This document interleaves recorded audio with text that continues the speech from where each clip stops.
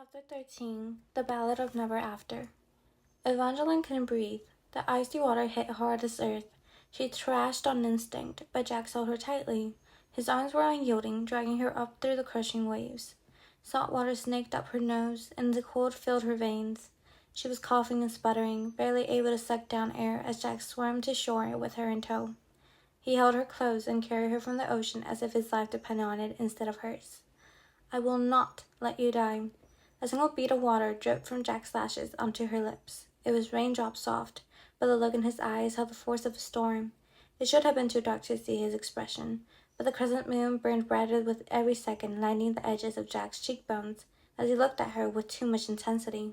The crashing ocean felt suddenly quiet in contrast to her pounding heart, or maybe it was his heart. Jack's chest was heaving. His clothes were soaked.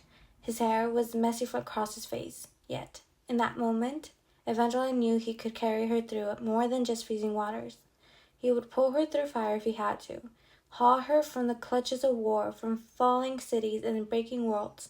And for one brittle heartbeat, Evangeline understood why so many girls had died from his lips. If Jack hadn't betrayed her, if he hadn't set her up for murder, she might have been a little bewitched by him. "Let me go." She wiggled herself against the arms that held her, refusing to fall under his spell. "I'm not kidnapping you," Jax grumbled. "The rocks on the shore will cut your feet, and I don't think you want to be bleeding when we return to the vampires." "I don't want to go back there," she wheezed, still breathless from the water. "No one ever wants to go back there, but Apollo will keep hunting you until you're dead." She took another struggling breath. "If you really didn't do this, can't you use your powers to stop him?" "No." Jack's damp chest pressed against hers as he trekked further along the beach. "The curse only breaks when the archer kills his prey, but—" Water dripped down from his golden hair as he hesitated. "Every curse has a back door. If you open the valley arch, the spell on Apollo could be undone."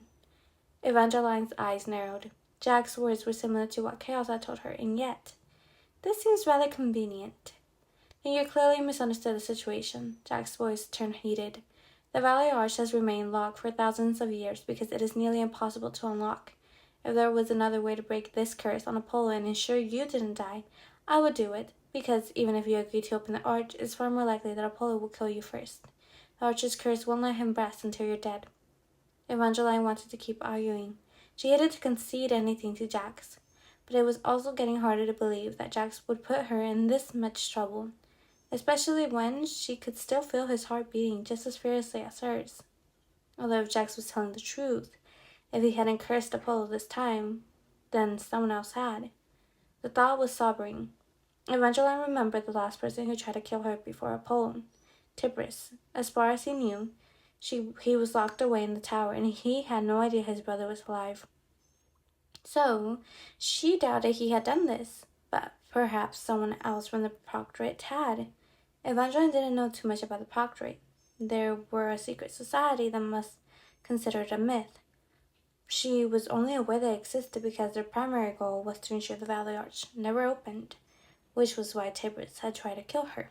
She didn't know how many remaining members the Proctorate had. It was possible there were more out there who knew she was a key, although if they really wanted her dead, all they would have to do was kill Apollo after placing the mirror curse on him. It didn't entirely make sense that they would do this, unless someone else had placed the mirror curse, which also seemed unlikely. "We need to question the guards who were out watching Apollo." "Already done? While you were asleep," Jax replied. "They said there were no visitors other than you and me." Could someone have erased their memories? Evangeline's first thought was Marisol, whom she knew was a witch, but Marisol didn't know what Apollo was alive. "I doubt any memories were erased," said Jax. "For all we know, this curse could have been cast before he was poisoned. There was a lot of jealous girls and thwarted parental hopes after the ball." "Is that what you think happened?" Evangeline looked up at him. Water dripped from Jack's golden hair, catching the moonlight as it fell. Even after jumping from a cliff and falling into an ocean, he still looked like a ruthless fairy tale, a fallen prince who refused to break. "I don't think it matters. Finding whomever did this is a waste of time, because it won't undo the curse. There is no cure that anyone knows of. The only way to save yourself and Apollo is to open the Valley Arch." Evangeline studied Jack's implacable face for another beat. As reluctant as she was to trust him, she could not believe that Jax had done this. Did Chaos cast this curse? No, Jax said. Chaos wouldn't do anything to put you in real danger. He wouldn't risk losing another key. Did you just say another key? Jack's perfect mouth turned darkly taunting. Did you believe you were the only one? Evangeline didn't answer. She had in fact believed that. According to Chaos, the last key lived the longest, Jack said. She managed to retrieve one of the Arch's 4 missing stones before the Proctorate chopped off her head. Evangeline already felt cold and shaking from her midnight swim, but suddenly she felt very mortal, as if she had been transmuted from iron into the thinnest sheet of glass.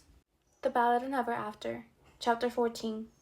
That night, Luz appeared in Evangeline's bed. The young man lay propped on his side, brown hair flopping over one eye as he smiled like a naughty boy who just snuck into his first bed. Hello, Eva. She tried to move away, but her limbs were far too tired.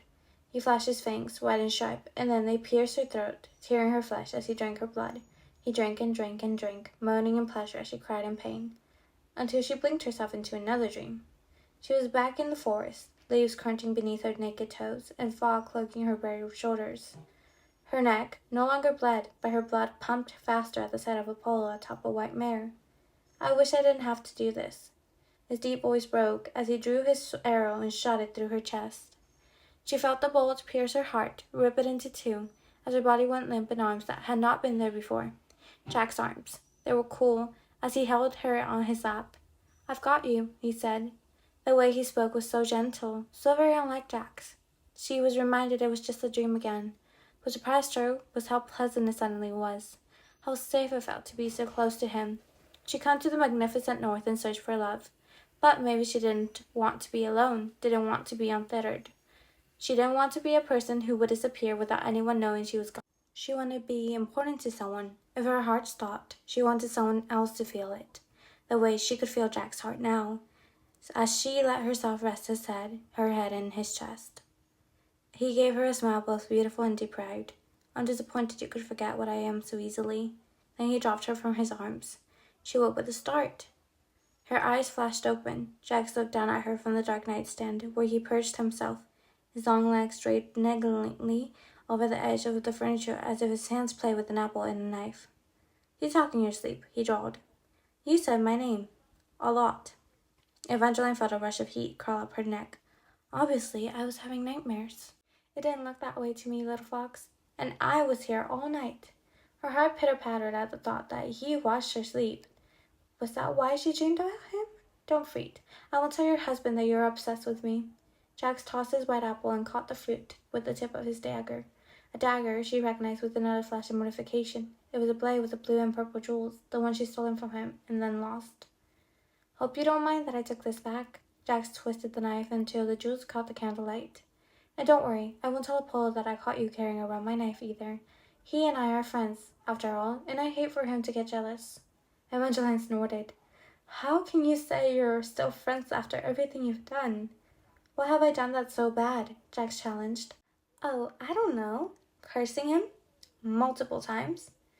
Every prince gets cursed. The prince without a curse will be forgotten by history, and trust me when I say that Apollo wants to be remembered. Now, Jax nodded toward a gown laid out on the end of the bed, the same bed she had been caged in the night before. You should get dressed. Evangeline frowned at the garment, although the dress was actually dreamy. It had the type of long slit sleeves she'd always thought of as romantic, sheer, and very soft shade of pink. The bodice was a little deeper in color and covered in an intricate series of braided rose gold cords that went all the way down to the hips, where layers of impossibly thin fabric, dusted with hints of sparkle, flowed out to form a skirt. But just because Jax had helped her out of another sticky spot the last night didn't make them allies. Her dream about his arms being saved was clearly a delusion. She crossed her arms over her chest. You need to stop ordering me around. Jax ignored her comment. Once you get dressed, we can start our search for the missing arched stones. He hopped off the nightstand, crossed over to the gown, and tossed the dress on her face. Jax! She caught the gown with her hands. It was wonderfully soft against her fingers and far cleaner than she felt. But she wasn't about to let him bully her. She dropped it on the bed. I still haven't agreed to help you with the arch. He gave her a look that said he didn't think her joke was funny. But she wasn't kidding. I want to know why you want to open it so badly. Jax flashed a dazzling smile, curving and perfect and utterly cruel. I'm flattered you're taking such an interest in my wants, but you really should start thinking about your husband more than me." His eyes turned dagger sharp. "In case you've forgotten, little fox, Apollo is under the archer's curse. If you don't agree to open the valley arch to break it, he will kill you, just like the archer killed a fox." Jax pulled the apple from his knife and gave it perversely cherry toss. Evangeline gritted her teeth. She knew it was pointless to argue with him, but he ruined so many other things. She wasn't going to let him destroy her favorite fairy tale as well. "You don't know that," Evangeline said. "No one knows for sure if the archer killed the fox." "Oh!" Jax laughed, hard and nasty at his smile. "The archer definitely killed the fox." "That's not what I believe. He could have fought the curse, or the fox could have found a way to break the curse. No one knows how the story ends, or anything could have happened." "But it didn't," Jack snapped back. "Ballads never end happily. Everyone knows that. No one has to actually read the whole story to know the archer has blood in his hands. Open the arch, Evangeline, or die just like the fox." Jack stopped tossing the apple and stabbed it with the dagger. Evangeline frowned as the dark juice from the fruit dripped onto the floor. She really didn't want to give in to him, but her refusal to open the arch was starting to feel like stubbornness instead of wisdom. After what Lila had said, Evangeline wasn't quite as fearful that the valley arch contained something horrible, but she still didn't want to give whatever it contained to Jax.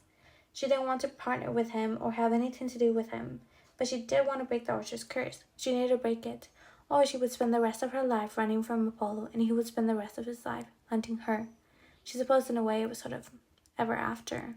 The curse linked the two of them inextricably, promising their lives would forever be entwined. But this wasn't the way she wanted them to be together. "Fine," Evangeline said. "Does that mean you're going to open the arch?" Jax quirked a brow. A tiny thing, and yet she could tell he was genuinely pleased. She was briefly tempted to keep fighting him, but now that she had made up his mind, she was ready to get on with it. The sooner they found the stones to open the arch, the sooner she'd be rid of him. "Yes, I'll help you open the arch," she said. "But I'm not getting dressed while you're in here." "That's too bad," Jax murmured. Then he was gone, and Evangeline was grateful he could not see her sudden blush.